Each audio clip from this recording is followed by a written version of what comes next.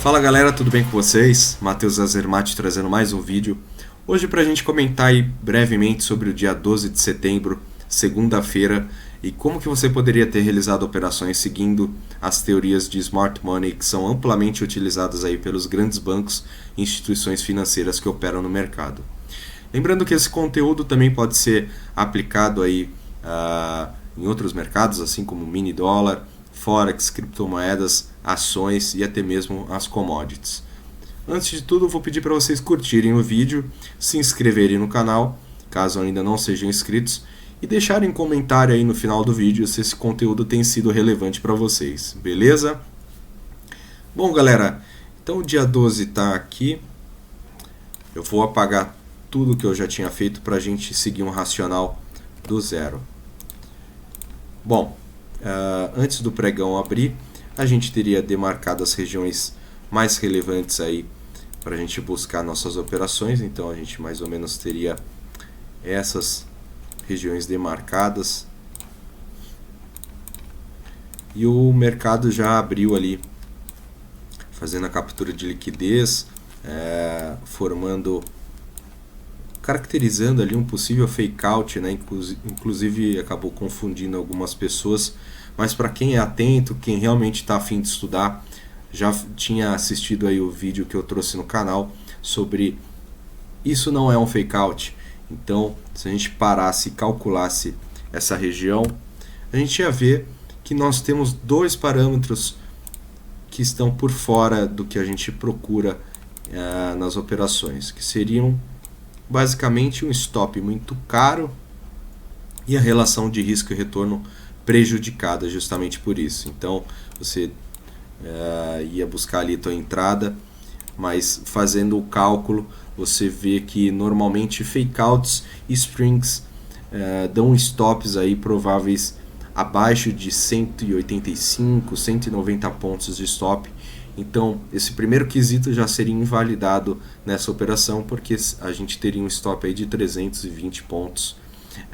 E também o segundo ponto seria a relação de risco e retorno prejudicada, porque normalmente a gente gosta de buscar operações aí com alvo 3 vezes maior do que o tamanho do stop, e aqui a gente tem uma relação de risco e retorno de 2:1 praticamente. Então são dois quesitos aí que invalidam a nossa entrada. Acaba que a gente deixa essa oportunidade passar e aí a gente atualiza esta região de máxima para este ponto, e aí sim você teria um possível fake out.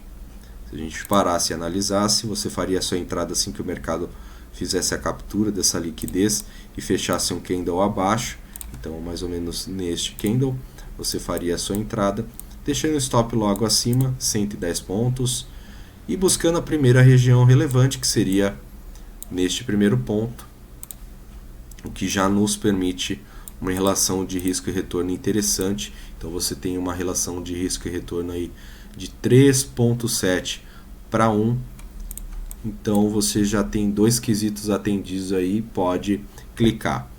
Por mais que essa operação aí não tenha caminhado da forma que a gente esperava, né? Acabou que a gente foi praticamente analisando o mercado ali, eu vou até explicar para vocês, a gente acabou sendo estopado junto com um player que tentou girar esse preço para baixo. Se a gente parar e analisar, o mercado fez a captura de liquidez acima deste topo, acabou trabalhando até esta região, e neste ponto onde possivelmente foi o último suspiro aí de um player que estava tentando girar esse preço para baixo, tentou fazer o teste da oferta dele ali e defender o preço para caminhar com esse preço mais para baixo. Não conseguiu, porque deve ter encontrado com alguém mais forte do que ele, e aí a gente foi estopado junto com ele. Então, por mais que a gente busque operações seguindo o fluxo institucional, é claro que a gente acaba entrando no meio da briga deles e também acabamos sendo estopados junto. É bem interessante levar em consideração também que você poderia ter invertido sua mão. Então a gente no primeiro momento estava na venda, porém você poderia aproveitar esse fluxo contrário. Eu vou abordar mais sobre isso dentro do meu curso e da minha mentoria, de como que você pode aprimorar uma forma mais técnica esse tipo de entrada. Mas se você parasse e analisasse como toda essa força que o mercado seria utilizada e conduzida para níveis inferiores, então basicamente o player que entrou nesta região aqui de cima, ele tinha como primeiro alvo esta região e provavelmente esta região inferior. Então se a gente joga todo esse fluxo de ordens para cima, a gente vê que o mercado, justamente depois que esse player é estopado, o mercado justamente anda toda essa movimentação. Olha como respeita perfeitamente toda essa briga, né? Todo esse fluxo gerado quando um player estopa, realmente gera uma movimentação grande no preço. Então eu vou abordar mais sobre isso lá dentro da mentoria.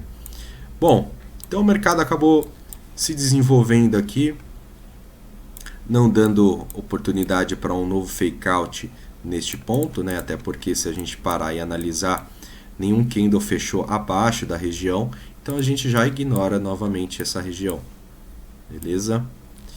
Neste ponto aqui de cima, a gente teria aí também uma operação que estaria fora do nosso parâmetro, né? Então a gente já tem aí, ó, 290 pontos de stop. Você não quer fazer uma operação com esse risco e retorno aí prejudicado, acaba ficando de fora também.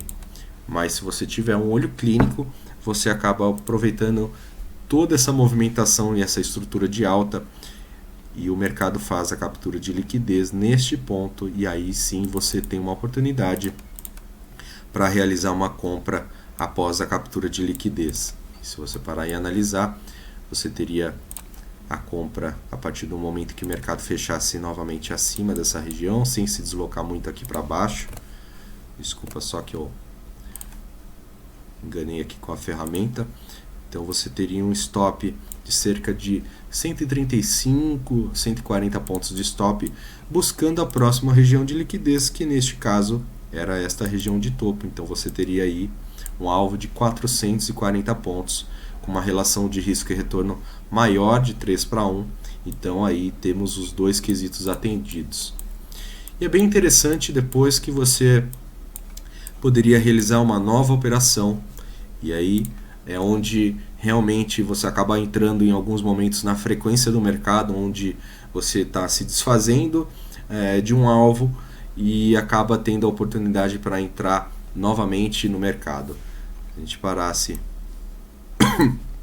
desculpa, e analisasse este ponto, você tem caracterizado um fake out, por mais que ali ele tenha fechado bem acima da linha, você teria um stop mais caro aqui, ó, cerca de 265 pontos. O primeiro alvo seria aqui embaixo, porém eu vou explicar como que vocês poderiam ter refinado isso aqui ainda mais. Se a gente parasse e analisasse, quem já viu os primeiros vídeos lá do canal, eu falo sobre a Golden Zone, né? Então, normalmente quando a gente tem esse stop caro, a gente pode vir e calcular o ponto da nossa entrada até onde seria o possível stop e procurar a nossa Golden Zone. Então, a nossa Golden Zone estaria localizada justamente nesse nível intermediário aqui de Fibonacci. Se você parar e analisar, o mercado acaba dando essa oportunidade, você pode aí buscar realizar uma venda pendurada no mercado, deixando a ordem ali para o mercado bater ali e buscar a sua entrada, ou realmente realizar manualmente, deixando o stop ali mais refinado. Se você poderia buscar mais ou menos esta operação, ó, reduzindo para 170 pontos de stop, buscando a mesma região de alvo. Então você teria novamente aqui, ó, 500 pontos de alvo, uma relação de risco e retorno praticamente de 3:1, né? Se a gente esticar aqui, ó, perfeitamente de 3:1, você vê que o mercado acabou dando uma enroladinha ali no primeiro momento, mas buscou nosso alvo com perfeição, beleza? Agora, o que é mais interessante a gente destacar aqui seria a captura de liquidez também abaixo deste fundo, né? Onde você poderia novamente ter entrado no mercado. Então você já estaria aí entrando na terceira na terceira operação seguida. Mas aí onde seria o seu alvo, né? Que é uma possibilidade também. Você poderia buscar esta região de order block. A gente parasse e analisasse este candle positivo, ele está localizado ali próximo a uma região elevada, né, do preço, antes de acontecer um rompimento aqui de baixo, né? Para quem já viu o conteúdo lá do Instagram também, sabe que a gente pode validar o order block dessa forma. Então você tem ali o seu alvo desenhado até este order block. Você poderia pegar em uma operação mais curtinha, né? Aí sim, nesse caso, você até poderia arriscar uma operação com um risco e retorno menor, e aí você teria mais uma operação desenhada para finalizar o seu dia. Outro ponto importante, pessoal. Pergunta para vocês: o mercado está apresentando uma estrutura de alta e aí ele acaba apresentando uma estrutura de baixa para a gente. Queria que vocês mentalmente respondessem aí quais order blocks que seriam válidos para a gente realizar uma nova venda caso o mercado voltasse naqueles pontos, né? Então eu vou deixar aqui as regiões demarcadas, né, onde a gente poderia observar esses order blocks, né, onde o player poderia adicionar ordens passivas para preencher uma ordem final. E aí, qual delas que vocês acreditam que seriam válidas e qual que seria inválida?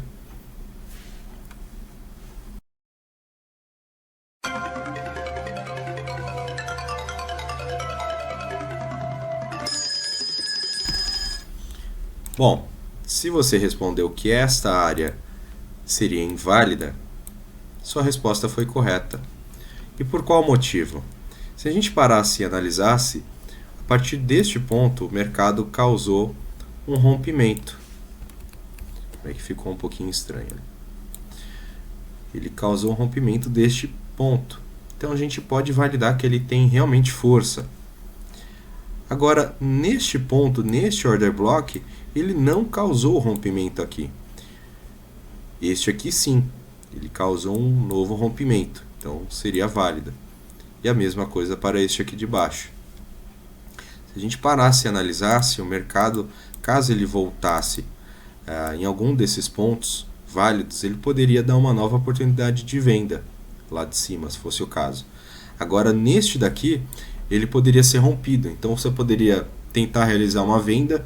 Como ele não demonstrou uma certa força ali prévia, ele poderia ser invalidado ou rompido de uma maneira muito mais fácil do que esses outros.